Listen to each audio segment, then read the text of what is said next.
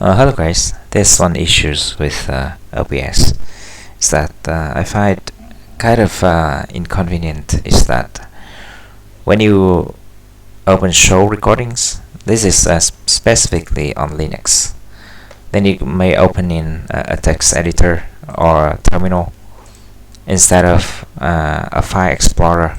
So let me show you exactly how. Yeah, so now I open it will open this editor. So do that again, show recording, and you see that this is not what you want. So Kate is a text editor. So how do you fix it? So there's a one-liner that fixes that.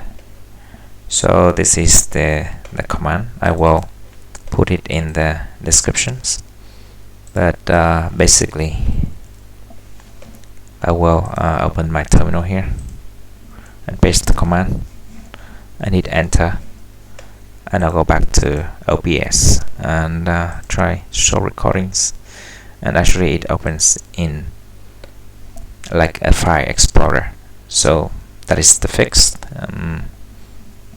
Hope that helps. Thank you for watching, and I'll see you next time.